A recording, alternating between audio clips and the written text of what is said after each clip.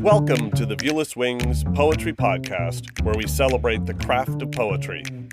Each week we feature interviews with incredible poets, songwriters, and artists, including Olivia Gatwood, Safia El Hilo, Dana Gioia, and many more. We also feature periodic submitted poetry episodes. Visit viewlesswings.com to submit your original poetry. I'm your host, James Moorhead, Poet Laureate of Dublin, California, and author of Canvas, Portraits of Red and Gray, and The Plague Doctor. Hit subscribe and follow me on Instagram or Threads at Viewless Wings.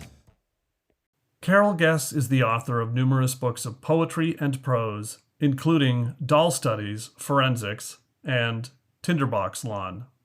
Forthcoming books include a short story collection, Sleep Tight Satellite, Tupelo Press, and a hybrid poetry collection, Infodemic, Black Lawrence Press.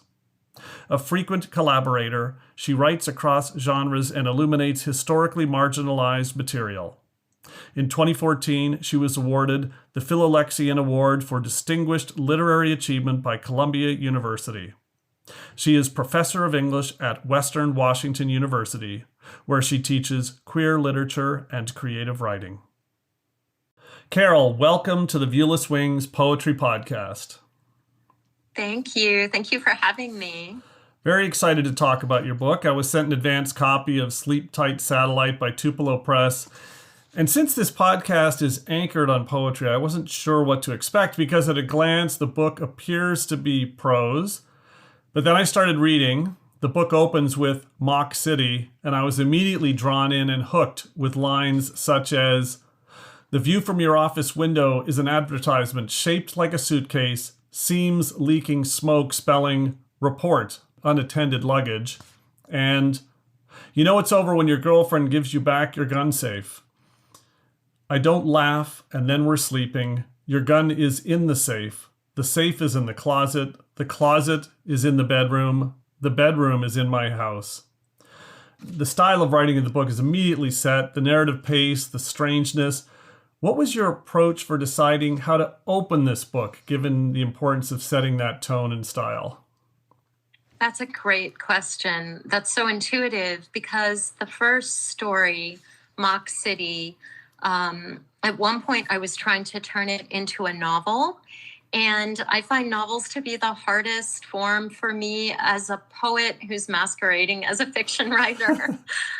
The length and continuity of the novel form is very difficult, but I knew that story set the tone, the feeling of fear, almost paranoia, but justifiable paranoia living in an America that is always shadowed by gun violence. And I wanted that to be the first thing the reader had to grapple with. So that was always going to be the beginning. Oh, that's fascinating that was the starting point of a novel that turned into something completely different. It makes total sense now thinking about it again. Well, Sleep Tight Satellite isn't entirely prose poetry, and it isn't a collection of traditional short stories. I'd consider epistemology to be poetry. Foxes, a play in one act, is exactly that, a one-act play that could be performed, theoretically. The Lesbians Who Did Everything Right, love that title, is closest to the form of a short story. The back cover classifies the book as hybrid fiction. What was your approach to choosing forms when writing this book, and how would you define hybrid fiction for someone who hasn't heard that term before?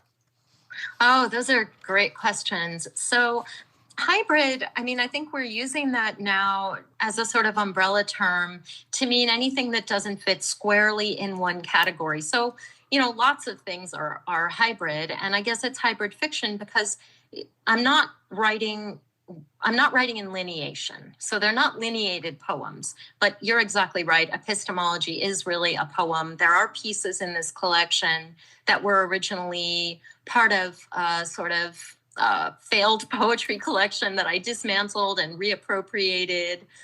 Foxes was exactly a play. It was always a play. The Lesbians Who Did Everything Right was always a story. So hybrid can mean either an individual piece crossing genre lines or the collection as a whole. Right. Well, that connects to this next question. Is the vignettes you've crafted in this book are in many ways connected. Themes of the arcs in a relationship, the backdrop of the pandemic quarantine and isolation. Yet the individual pieces in many cases have been published individually and stand on their own like a traditional collection of poetry or short stories. When crafting the book, how did you approach revisiting and adapting pieces to work in the context of a book that does have loose threads connected through it? Oh, yeah. Well, it's funny because a lot of the pieces were written as connected from the beginning. I really envisioned this community of characters who are definitely fictional. They're not me, they're not my friends, but their lives look a little bit like my chosen family in Seattle. And sometimes after I wrote a story, I would think, okay, well, there was a minor character in that story. I wonder what that minor character's story is. And then I would sort of branch off. So they sort of wrote themselves that way. There were some pieces that I added into the collection once it got picked up, like Foxes, which was its own thing, and a couple of the pieces that were really poems, but I kind of slid them in because they fit thematically. Well, Sleep Type Satellite also employs sharp, tight comedic elements and forms. Alternative teaching modalities in hell is one example where you write, Magic, MAC. While performing magic tricks such as pulling rabbits out of hats and sawing adjuncts in half, tenure-track faculty will invite audience participation in the form of pop quizzes.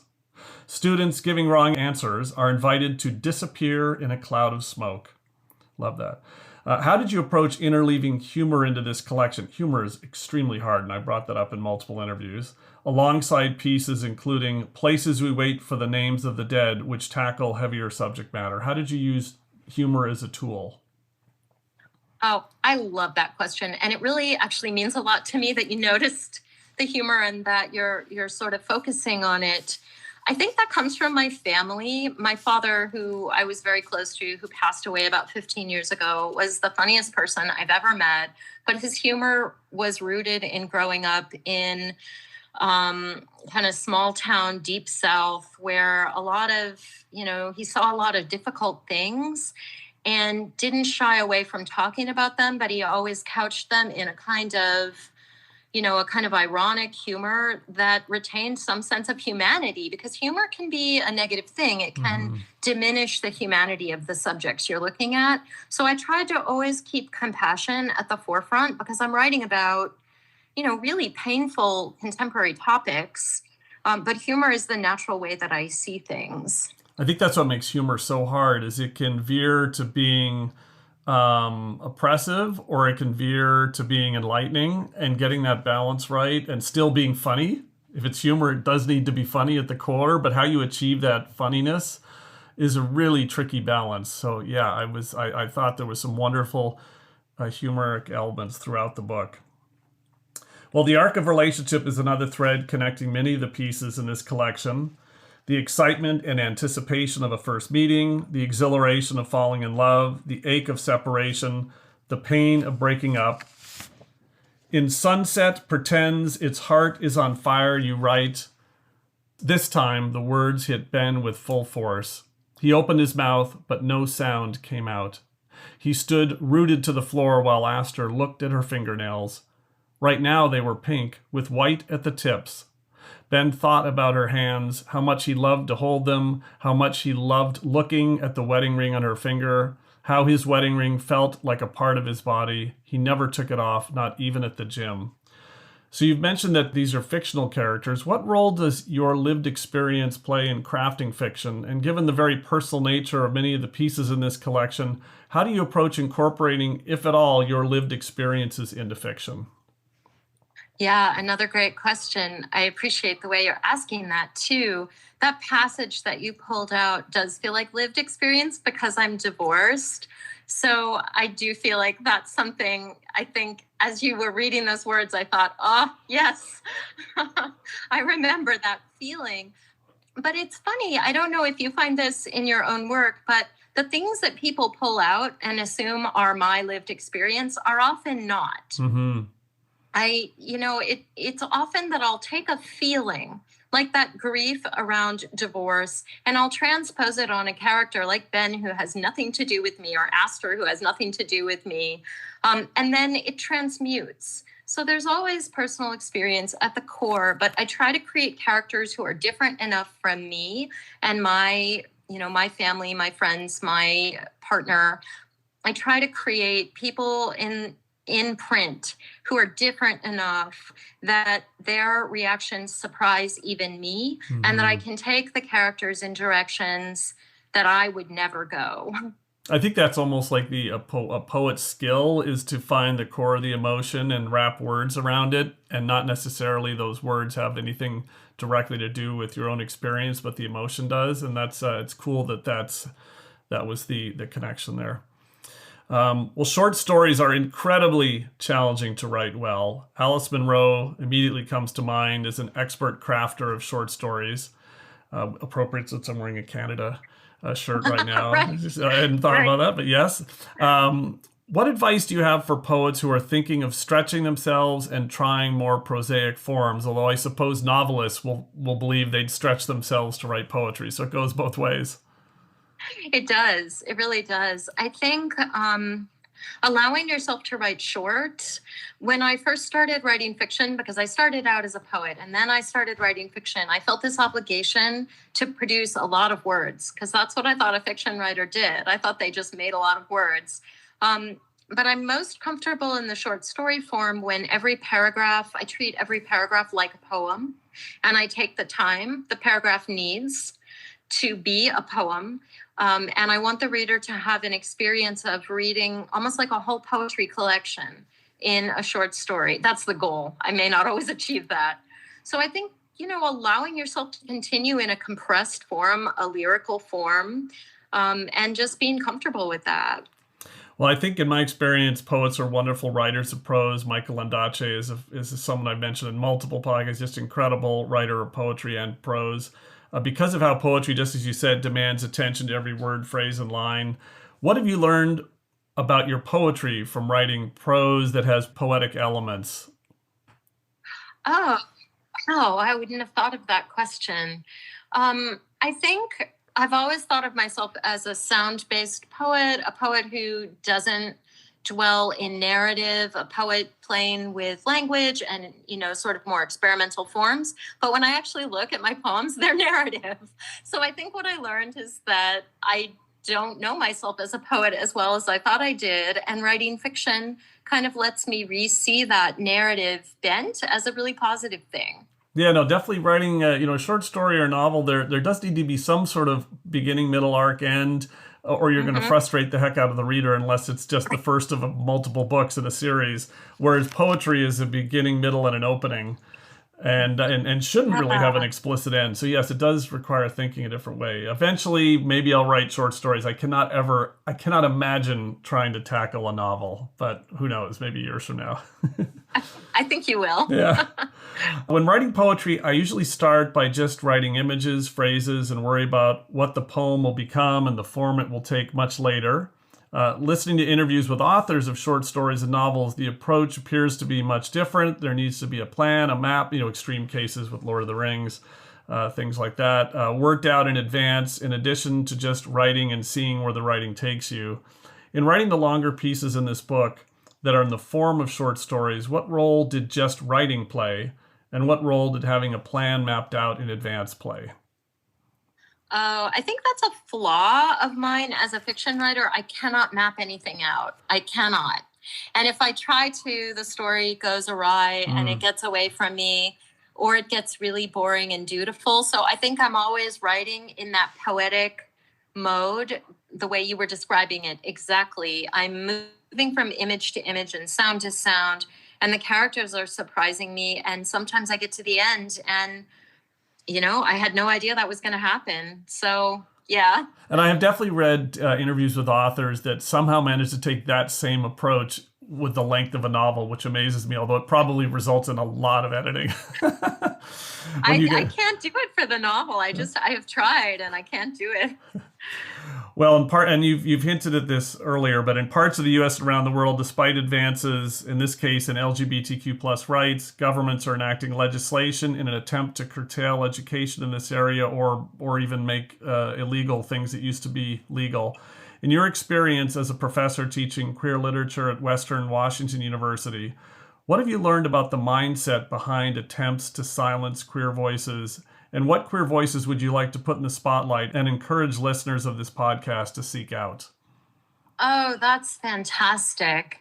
Well, let's see. That's multiple questions, and they're all really important. I think that, attempts to oppress others, dominate others, restrict, restrain, do violence against always comes from fear. And I think that education is what will get at that fear. And so attempts at censorship, at things like we're seeing with DeSantis in Florida, trying to change the curriculum, that's the most terrifying thing to me, because if people aren't educated about human differences and human complexity, there may be fear, and that fear snowballs and becomes violence.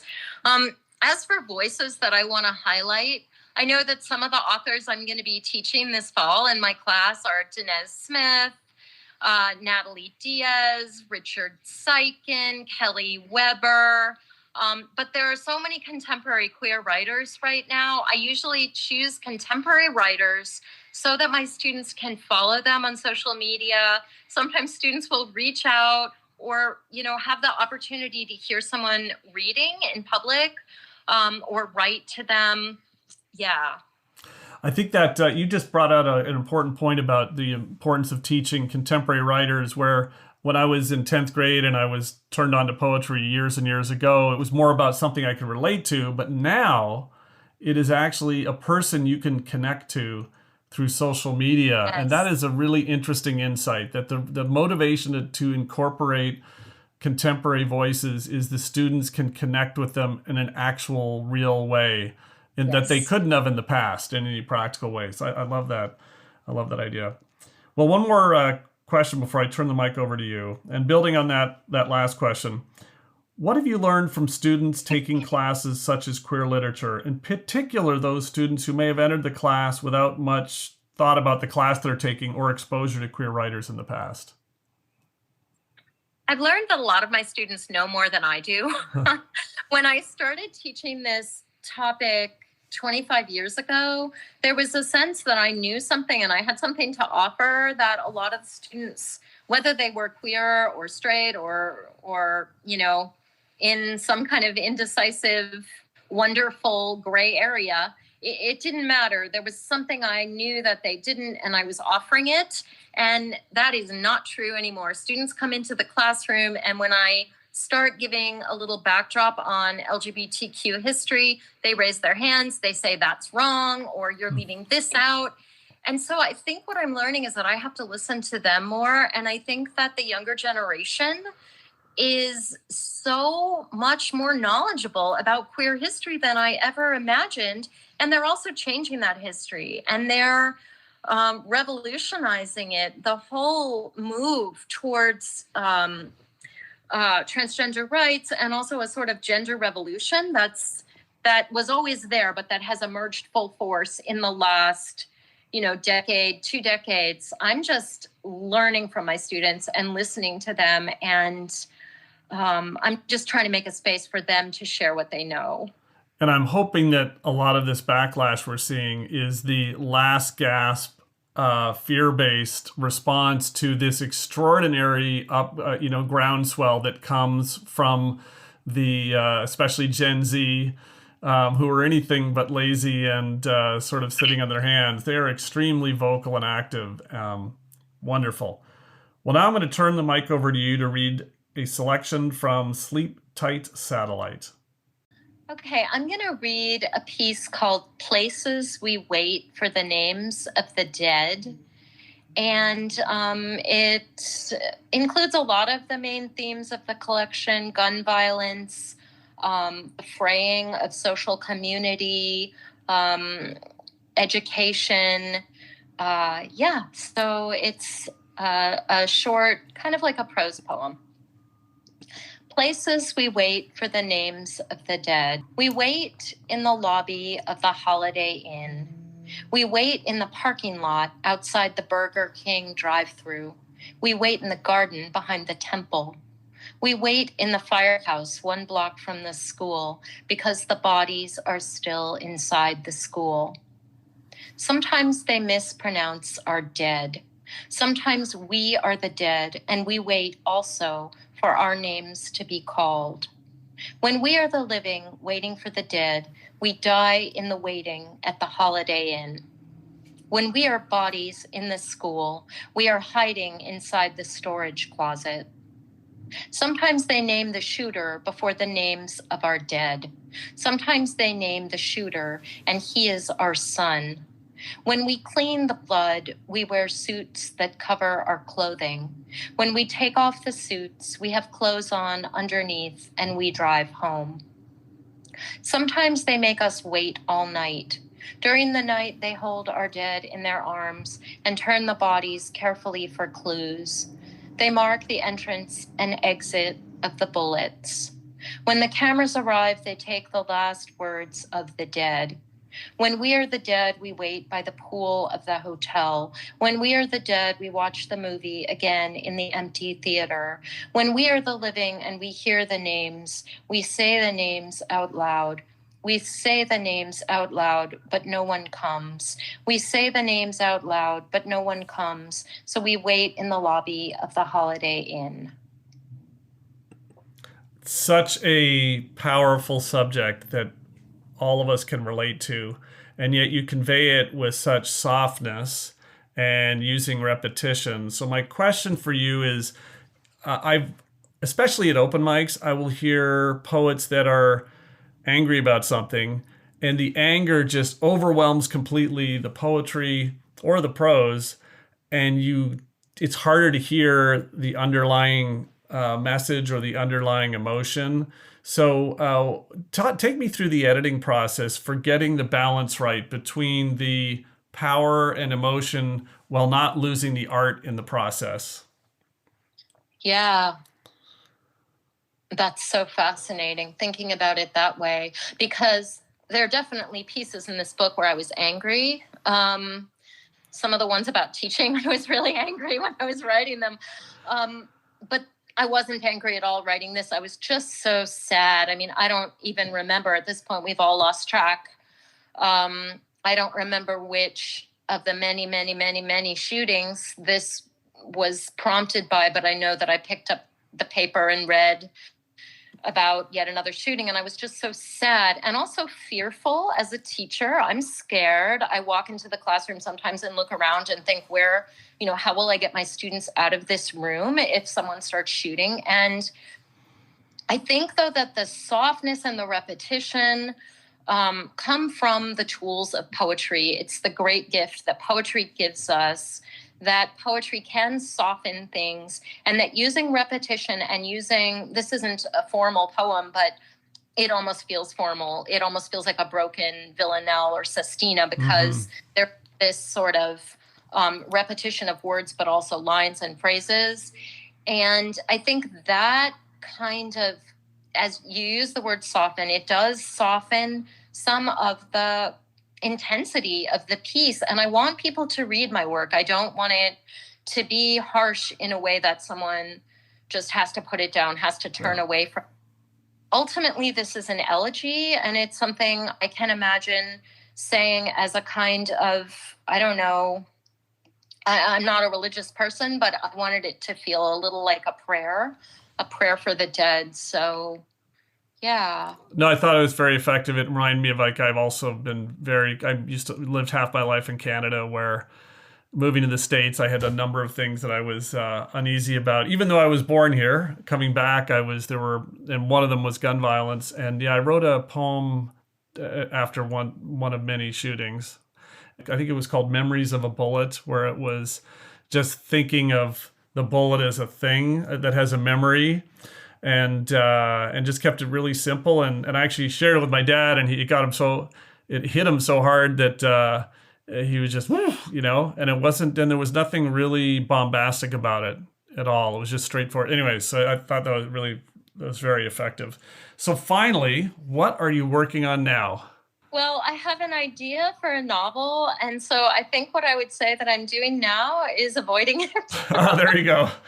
I'm getting scared from this novel that is kind of like out there. I know what I know the main character, and I know the sort of theme. But as I mentioned in the beginning, for me, writing a novel is not a whole lot of fun, and it's the scariest thing. So I'm trying to decide, I guess. I'm trying to have integrity about whether it really is a novel and I need to move towards it and not run away from it, or as with Mock City, I realized ultimately that it didn't have to be a novel, that I could accomplish what I wanted by being in the form that I feel comfortable in, which is shorter forms.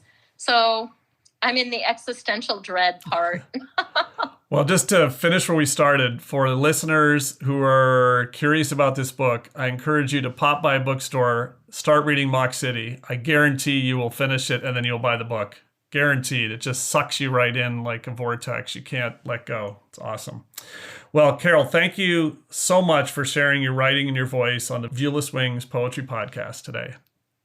Thank you so much. It was just a pleasure to be here. I really appreciate it.